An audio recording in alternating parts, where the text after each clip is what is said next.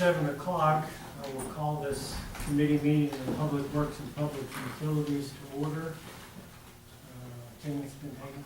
Yes. If you would join me in the Pledge of Allegiance.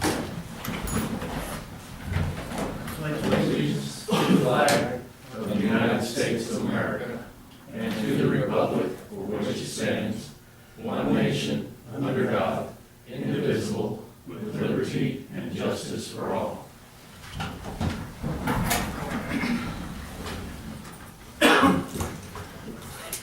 Item number 3 on the agenda is comments from citizens. I'd like to make a comment. For the record, state your name and address. My name is Don Borman. I'm my business in Foreman Surveying. This is 101 West Singleton Street. I have a copy of the request for qualifications for on-call project engineering and civil site services with me. It implies that only engineers need apply.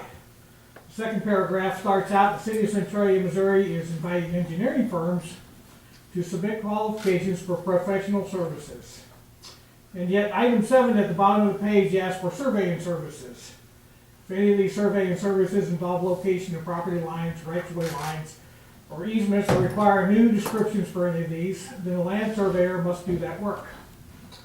Item 8 asks for subdivision and site plan review. Well, this does not require a land surveyor, neither does it require an engineer. However, surveyors are very familiar with these reviews. In fact, I wrote the present Centralia requirements for subdivisions, so I am very familiar with what these requirements are. The first paragraph of the second page says, scope of work for which qualifications are being submitted may include the following elements: civil engineering, mechanical engineering, document preparation, specification preparation, bid management services, and project management services. The emphasis is on engineering despite the fact that surveying services are included. Starting in the middle of the second page are the requirements for the qualification statement, which seems heavily geared towards large companies which have greater resources to prepare such proposals. Big engineering companies are not necessarily more qualified, they just have greater marketing resources than smaller firms. In the RFQ checklist on page 4, the third item requests the current credentials as a Missouri Registered Professional Engineer. There is no such request for information for land surveyors, but engineers are barred from performing land surveys. Clearly, someone does not understand what is required. The 6th page of the RFQ has insurance requirements. I addressed this as an alderman last July and had previously mentioned this to the city administrator. I was told this was not meant to exclude anyone. Later, the city administrator admitted maybe these requirements were too much for small firms. However, it appears the insurance requirements have not changed. One can only conclude that the city has decided only large firms need apply. Let's look at the insurance requirements. Under general liability, it has $2 million general aggregate limit, $1 million products and completed operations, $1 million personal and advertisement injury, $1 million each occurrence, $1 million fire damage, and $5,000 medical expense limit. I don't know why that's so low, but what is general liability insurance? General liability insurance protects a business from another person's business's claim of bodily injury, associated medical costs, and damage to property, and pays for the attorneys to defend you if necessary. For example, bodily injury. A client falls in your office and you are liable for the injury. It covers a subsequent claim and related medical expenses. Property damage and data loss. You spill coffee on the client's server causing damage and loss of data. It covers a subsequent claim. Personal injury. One of your employees at lunch, he talks to the owner of a shop about one of your clients in a false and unflattering way.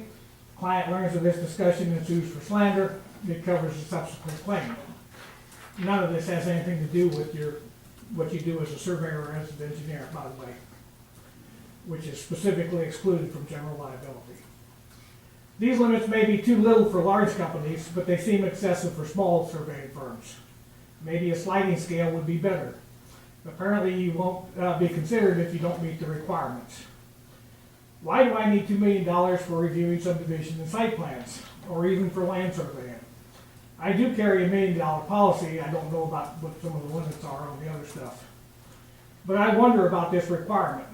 Also, there is a requirement for $2 million for automobile liability. Again, this is excessive for a small firm. On another topic, you may think it makes sense to hire an engineering company with their own surveyors on staff. But is this necessary or even wise? Several steps are involved in land survey. First is the research, including deeds, surveys, highway and railroad plans, and any other documents that may shed light on the location of lines and corners. Next is searching for survey monuments, fences, roads, and other evidence of occupation. The evidence that's found is spatially located. This is the field traverse. The evidence is evaluated to see how it fits with previous surveys and deeds to determine the location of any missing corners. Missing corner monuments can be looked for again to make sure they are truly gone before replacing them. And last, the final survey drawings and completed. All of this is much easier and cheaper for a local surveyor rather than someone from out of town. For engineering design services, the location of streets, utilities, drainage, buildings, contour lines is also required. It's also necessary to tie, it is almost always necessary to tie these to boundary lines, right-of-way lines, and utility easements. Also, a benchmark is necessary. If such ties are needed, then it makes sense for the land surveyor to get this information at the same time he does his other survey work, or it is duplicated and paid for twice. There is no requirement that this information be collected by an engineering company. In fact, engineers have hired me to do this work many times. I have surveyed in Centralia for over 20 years. I've done more surveys in Centralia than any other living surveyor. I have more knowledge and experience than anyone when it comes to surveying in Centralia. I have already much of the necessary research. I have done subdivision and site plan surveys in most parts of town, and I have benchmarks set around town. This is work I can tap into for future work, while other surveyors have to get this information or do control surveys to get it, which of course is going to cost you more money. Furthermore, I would place all of the new work on the same elevation datum and the same coordinate system so it can be added to our GIS. Would other surveyors do this? Are you willing to pay someone from Jeff City to drive to Centralia to do survey work when the local surveyor is more knowledgeable anyway? This RFQ seems ill-conceived, yet when I pointed out some of the problems, I was ignored. I was never asked for any help in improving this RFQ. In fact, I believe this is the same RFQ as what was originally presented. I would hope you would take this opportunity to reject this RFQ and start the process over with a better written one. It seems strange that the city wants to promote both economic development and a philosophy of buying local when this RFQ does neither. I do not meet the insurance requirements for this RFQ and do not have an engineering license, although I did graduate from engineering school. So it seems futile for me to submit a proposal. After all, if you do not meet the specifications, the sign on the door clearly says, "Do not enter." If you have any questions, I'd be happy to answer them. Can you submit that document to us? Sure. Sure. There is a optional meeting on this Thursday to bring up such issues, and some of those issues were brought up previously on and did reduce the insurance level. Many of those issues were not. Many of those things are brand new, and they were not stated that way. There is no bias. In fact, it particularly says that there is no bias against whatever a large firm versus a small firm is. No, but the way it's set up, everything is geared towards that. What time is the meeting? Is at 10 a.m. What day? Thursday. Thank you, sir. It's in the RFQ.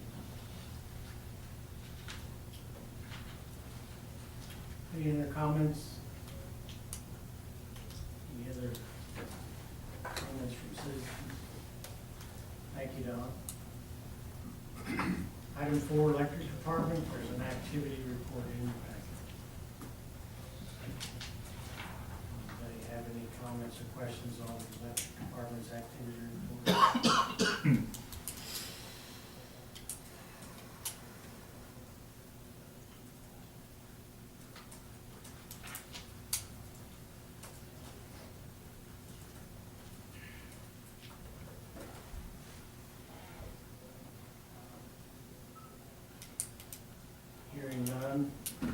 B is generation, the capacity agreement. Matt, you want The agreement that we reached with Big Rivers Cooperative, or Co-op, for the purchase of capacity in excess of what we already own in the Prairie State plant. We were required under Kentucky law that it go through a review by the Public Service Commission in the state of Kentucky. It went through that and it succeeded. They also have some loans with the United States Department of Agriculture, Rural Utility Service. So the USDA, RUS also had to approve it. That is done. So all the approvals have been completed. The agreement is acceptable to all parties. So the next step will be in the spring when MISO calls on us to file the documents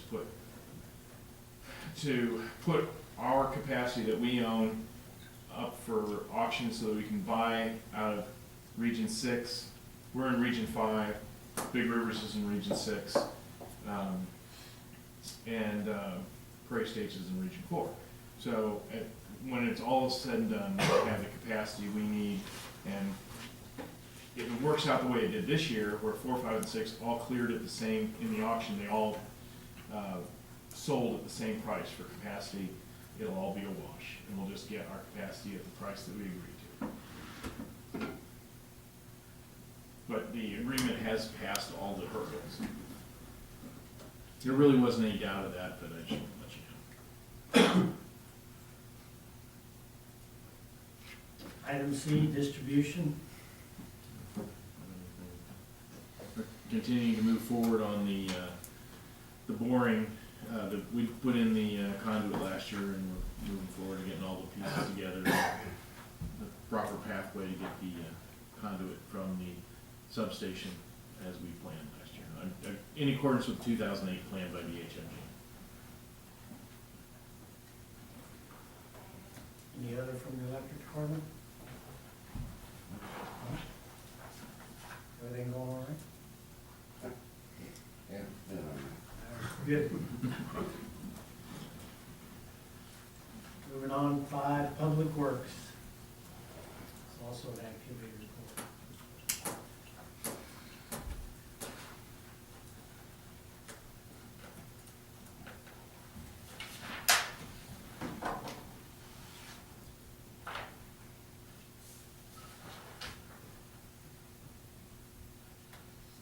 Where is Phil anyway?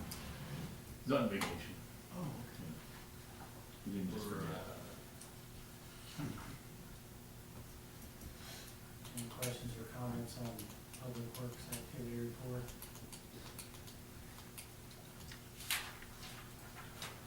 Item B, streets, damage to the fence on Columbia Street walking trail. I don't have the police report has not been signed and finished, but we do know that a gentleman drove down Bruton Street, and I'm sure the chief can fill in details of it, as crashed through the fence, vehicle landed. And out. Yeah. So the driver did not possess the legally required automobile insurance. The fence and Maryland and Jed and Angel and Company are checking to see if it is covered on our property insurance. It is not specifically listed on our inventory of property, but it may be included along with other, and other parks and rec facilities. So if it is covered, then they will reimburse us for the installation of the fence, and then it'll be up to them to pursue restitution. What's our deductible in this situation? 1,000. So Was it a local individual? No, out of town. I would go right to gentleman. That's kinder than I am. No. It was not local. He's still in Boone County awaiting, go back to the other facility. Resolution. Any idea what the loss would be? well, we're getting quotes I'm from. gonna have Kelly, as you all remember, Kelly put that in, Kurt Kelly. He was gonna try to get it done Sunday, and I didn't see it on my desk Sunday evening or today. We're trying to wrap up the job in Mexico, but he's gonna look at it, and then Alderman Bagley turned me on to a guy. He's gonna look at it, and then, Phil's already got, yeah, the James Phil's Benson. got that, Yeah, what's it, James. and I haven't gotten any word from any of them. That's gonna be substantial. And when we bid that thing, we wanna bid that where I think 80 or 100 feet of that fence is just trashed. I'm not a fence guy. But we ought to consider when we rebid that, if we fix it, put a breakaway in it at 10 or 20-foot section. If you can do that, I don't know how, but it would sure be repairing 100 feet of it. The guy doesn't have insurance. So, Chief makes a good point about that it's not entirely impossible that won't happen again, whether somebody who has right. stopped following traffic rules entirely, or somebody who hits a patch of ice, it is an easy place to. You don't have a breakaway on police. I guess we could just tear the fence up when they put concrete wall, how they won't run through it.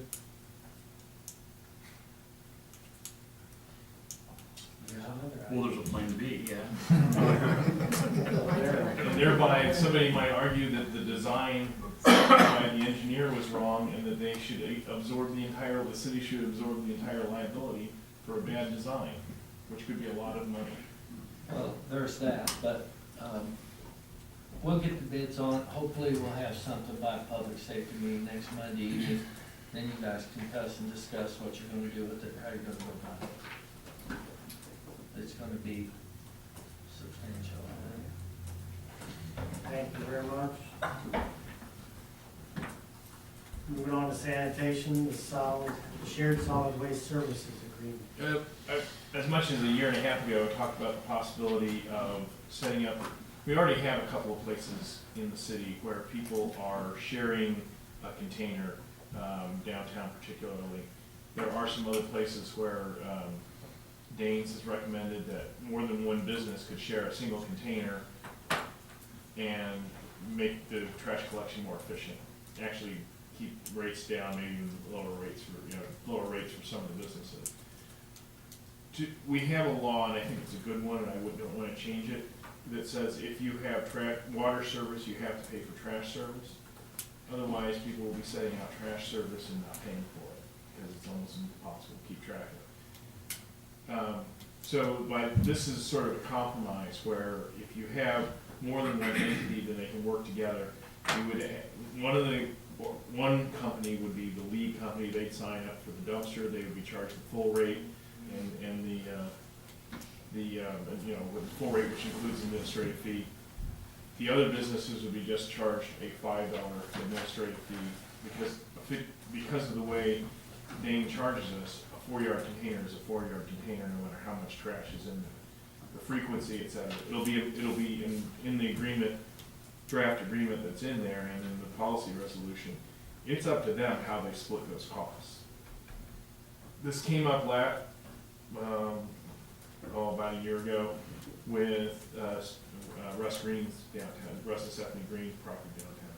They have 4 residential apartments, plus they've got 3 commercial apartments. There are 3 commercial establishments, and they're all sharing one dumpster essentially. So right now, they're all paying a dumpster, they're paying a trash fee. So this would be, a more equitable option. If the board and the committee and the board approves of it. Are there any questions? We wouldn't have more than 4 in one container. And they have to be physically contiguous. It is against state law to carry trash across town, go to another person's dumpster. It's against our rules, so these would be entities that are close together, that don't have to drive across town to put their trash in a container. So, you know, you see people driving along with, you know, taking the trash out of the back of their car, and they're probably not doing the right thing. Anybody see any pitfalls in this? I mean, it seems like a And efficient also, way to do things. it also applies to like when business owns 3 or 4 different buildings, Exactly. you know, that Exactly. circumstance. Exactly. Well, that, like, downtown, we have that with, the Hardens, you know. So. Now, those are 3 or 4 different companies together. Residential, you know, we have residential, property with 25 apartments and sharing one set of dumpsters, that's different. Now, and residential customers may not do this. And part of the reason for that is that each residential customer, you pay not only for trash to be picked up at your house, but you are paying for a clean, it's the sanitation department, you are paying for that service to be available for you at all times. The actual actual incremental cost of each trash collection is not nearly as much as just getting the truck there. So, we're not looking at allowing residences to share a container, that's. No, I think it's a good thing. I mean, anytime we can do something more efficiently and save some people money in addition to that, that's good. I appreciate your work on that. Item B, storm sewer. I don't see anything listed.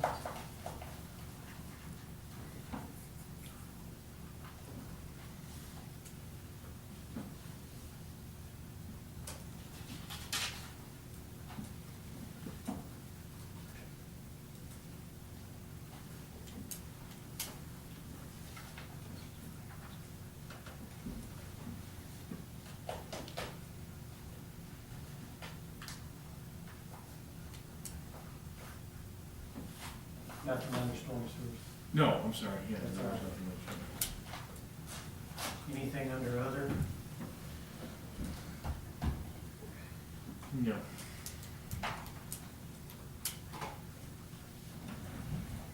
Item 6, water and sewer department.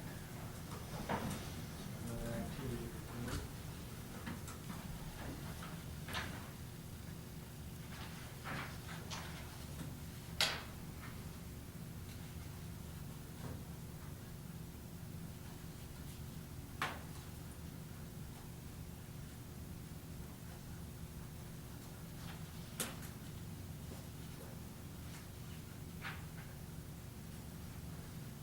Any questions or comments on the water and sewer activity report?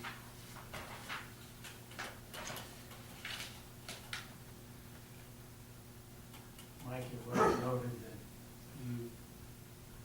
that your work on getting Flynn to install the aerator was a substantial savings to the city, so we thank you for that. They do good work, and it's just, you know, when you like kind of count on them to get in there and get after it. He gives us a really good bid, as you're seeing, so. They're a big help to us, and they always have been. Well, I'm sure your relationship with them is part of what makes that so good, so we thank you for that.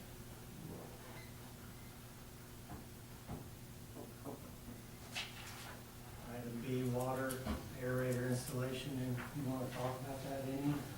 It went pretty smooth, I actually seen what Matt had said on it, and that's basically it. The only problem we had was getting the old coupling off, and once it popped off, they set the new one, we had to re-correct a couple of holes lining up, but on the outside where it sits on the concrete, but it went smooth.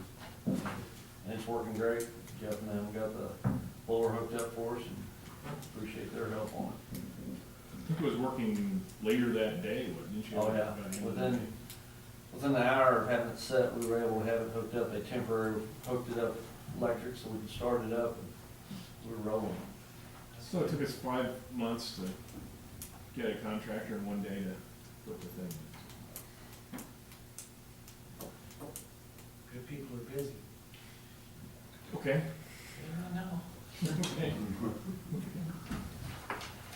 I will bring up, we have had some issues at the water plant on the line feeder, the Slaker. We've been fighting with that thing since September, and I think we finally figured out what the problem was. A little disgusted at the fact that Randy did most of the interference talking to Pennsylvania, where Kimco, the brand that Lime Slaker came from. And we kept asking if it could be the sensor to control the sprocket, which controls the feeds, rate, and kept asking, nope, there's no way that can do it. That's what it was. $67 part after 3 months. Take care of that. Does it? And it took another, It took the guy that does our SCADA system to come in, because he's really sharp on electronics. And I talked to him, he said, I'll look at it, and we were able to spread out, him watching the sensor, Randy was watching the control feed, and I was watching the panel inside the breaker. And we could tell when it wasn't working, when it was getting ready to go off or alarm. Once we got all that put together, we knew we were on to it, and we ordered it, got it next day, and Randy actually wired around it once we figured out that, and it worked good. So we got the new piece in today, and no alarms. Chief and his dispatchers will probably be glad, because we've been wearing them out on calling us here as of the last couple of weeks. But it's fixed, I hope. That's good. We're probably gonna be looking at getting some filter media in a little bit at a time, start working on changing those out. This is the perfect time of year to be doing it, water use is down, and might be able to get some help from some other departments. See if we can get some manpower in there to, because they're not doing anything. yeah, well, it's gonna It was take, tongue in cheek, just to make sure you guys understood. it's gonna take several people to get this. There's 26 ton of material per filter. Got to be shoveled out. We can probably use the back trailer to get the sand, but we'll have to get all the rock out. See if I can find somebody It's that's got layered, there's rock on the bottom and sand on top of that. bigger rock, smaller rock all the way up, and then the same way with sand, it just gradually gets smaller. So, it'll be a process. We did it once before since I've been here, and it's a good workout.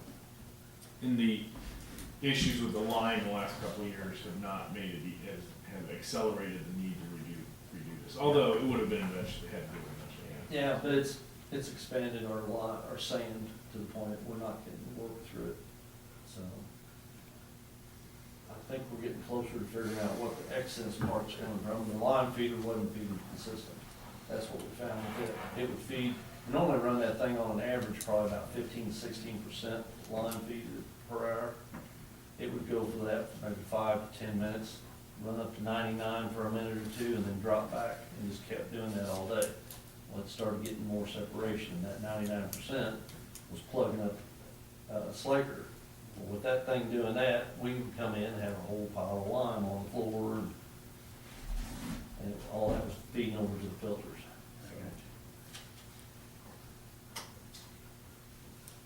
Also triggers alarm, and for some reason, I got tired of getting called at 2 AM on a regular basis. Thank you for that report. Anything under sewer? Anything under other?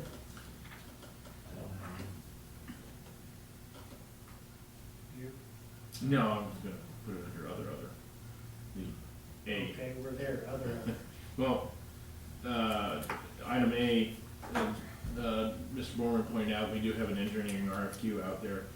We are having a optional pre-qualifications meeting on Thursday, where we can send out, and anybody who attends the session will have their email and et cetera, and information to send them any changes, and note that if there are any questions that are important to the process, if we make any amendments to the RFQ, we can send them out to those people who show up for that meeting. We've had numerous companies make inquiry at about 5 or 6, I should say, numerous, that are interested in it. I think we'll have a very competitive process. And my goal is to have more than one firm, an engineering firm. There may be ones that we focus on more for one thing or the other, but I think it's worth it. I think we would be well served by having options. And having somebody on call is much better. It would work much better after a competitive process than going out for, bid for an engineer before you start any project. What's more, for grants such as there's some grants out there for engineering for water and sewer. They require that you go through a process to choose your engineer. We would have that done already. Not on the agenda, but under other also, Jeff and Mike and I met with Darren Adams. He is considering moving forward with completing the Thomas Owen subdivision, which essentially is Campbell Street. So he's proposing to pave the street in concrete, and he has a design that he wants us to consider, and we're gonna look at that. He doesn't have to do anything. He has platted lots, so the fact that he's offering to put in a concrete street, of course he will have some benefit because it will improve the value of the lots, etc. But our requirements to put in streets are in the subdivision regs, and that is already subdivided. So there is not, we cannot go back at this point, at least, I don't think we can go back at this point and demand that you put in curb and gutter or sidewalk or any of that stuff. We can encourage it and work with them. But if you want to, there are some specifics of the design. I don't want to get into details here because it's just speculative at this point. But Where's it at? Between Allen and Central Street at the south end of Allen, it's right here. Road. It's a gravel road right Gravel now. road. He would be legally allowed to build 18 houses. Well, he couldn't physically fit all 18 because of an existing easement where there's a sewer line, but he could put 17 houses on existing lots without, and he doesn't have to build a road at all. So, What was the, we had Just like discussion I- about the lot size and the utilities, his design. well, the subdivision was platted in 1975. About 1993, they started looking at the possibility of putting in lots on, Chance. I think it was 90. What did you say? It was 97, 98 that they came through and came up with a drawing for taking. There are 3 rows of 9 70-foot lots. So the southernmost row, which is on Gannett, faces out on No Chance, those were the lot splits were done to take each 3 70-foot lots and cut it in the middle to 2 105-foot lots. So you went from 9 to 6. The drawing and what I understood was that we set up the utilities at for 3 rows of 6 lots, 105 feet wide. The lots were built on No Chance somewhere in the 90s, and then we signed an agreement with the property owner at the time to put in rock, and he'd pay us back for it on Campbell Street. And easements were obtained in 2001 to put the sewer in that would be compatible with an additional 12 105-foot lots on either side of Campbell Street. And at that point, nothing progressed. However, nothing was recorded in the assessor's office. Now, Darren Adams did not own the property at this time. None of this, Darren had nothing to do with this. So it didn't get recorded as lot splits. So the assessor's office has 18 70-foot lots. And that's what, essentially, that's what Darren would like to build, except for that easement goes where it would be on the edge of two of the 105-foot lots. It happens to be right in the middle of one of the 70-foot lots. Was the sewer ever put in where the easement is? Yes, sewer is in. The sewer is in. So, and that's been accepted. So this is basically, we're working with him. There's some stormwater issues to work through. And we're coming up with the best strategy to provide water and electric with the minimal amount of, Alteration? yeah, you know, when I have a lot of stranded costs where we put stuff out there and now it doesn't fit with the new. So, They're all gonna have to. that was everything. They're all gonna. So they're all at the, yeah, okay. So I we'll, wouldn't say I would move them, I would just do something different. so it's gonna be, the better, that's one of those cases where it might have been better to just go ahead and say, now replat it, so that if we're gonna put this stuff in, if we're gonna go to the trouble of putting in the utilities at this level, that we're gonna have to guarantee that this is where the lot's gonna be. That's hindsight, you know, I'm sure that all the indications were it was gonna go forward. I mean, they put the sewer in at the, you know, for these lots, so that is ongoing. We talked about this about a year ago, and he, instead put in lots on Ivy this year. Okay. Item 8. It's a closed meeting. Did somebody read the closed meeting statement? It shouldn't, Huh? it shouldn't take very long.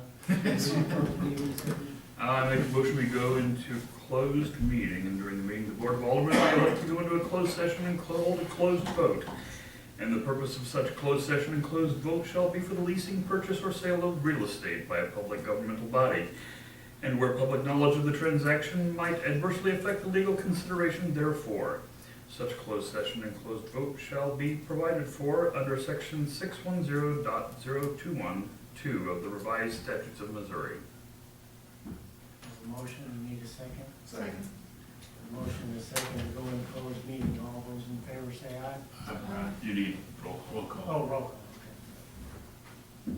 Landon, Yeah. Tommy, Here. Andrea. Here. David. Yeah. Yes, yes.